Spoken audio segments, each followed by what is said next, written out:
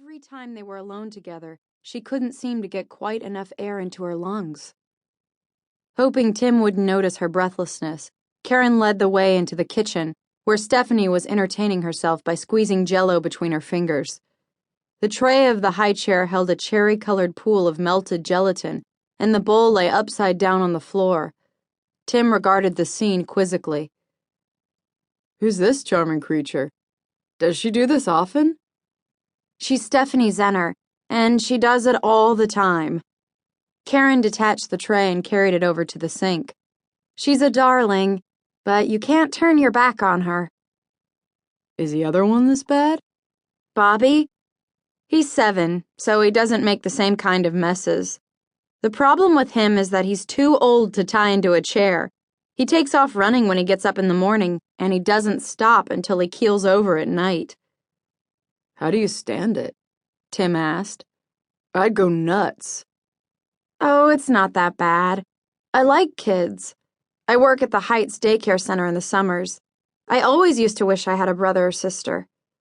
Karen picked up a dish towel and held it under the faucet. "Once, when I was about 5, my mother told me I was going to get a baby for Christmas.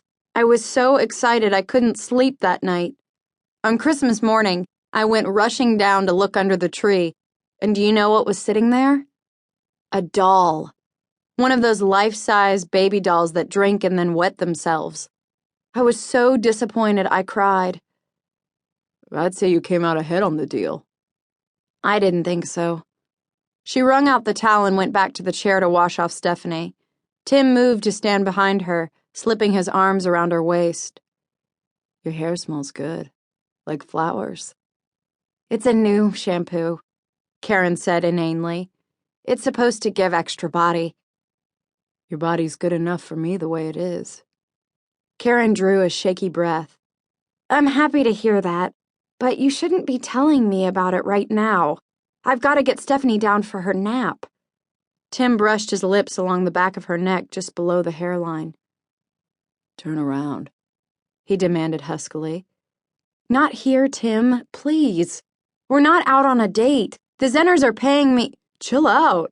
I'm not trying to molest you or anything. All I want is a hello kiss." He raised his hands to her shoulders and turned her so she was facing him. "What's all this 'don't touch me' stuff all of a sudden? Are you afraid the baby's going to tattle?" "Of course not," Karen said.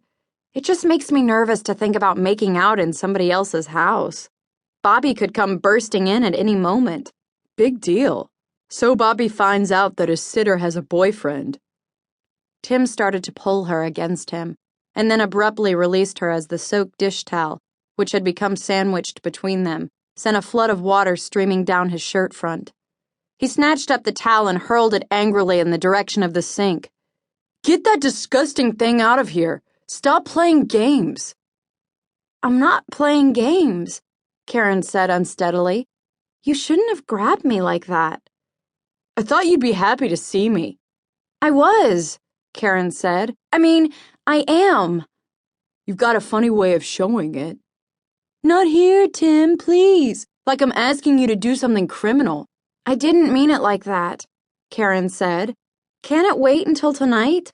We do have a date, don't we?" "I don't know. Do we? Maybe you'd rather go out with somebody who turns you on more." "Tim, don't be like this." "How do you expect me to be? A guy tries to kiss his girlfriend and she acts like he's some sort of sex fiend. What's he supposed to do? Feel flattered?" Karen turned back to the baby. "I'm sorry, but I can't help it. It's the Zenners' house. I shouldn't even have let you in." "You don't need to worry. I'm going. I'll leave you to your peace and purity. Have a blast with your little angels." "Thanks. I intend to." Biting down on her lower lip to keep it from trembling, Karen busied herself with unstrapping the baby. She clung to her self-control until she heard the front door slam, and then, as she had been afraid would happen, her eyes filled with tears. She swiped at them angrily with the back of her hand. How could she let herself get this upset over such a stupid argument?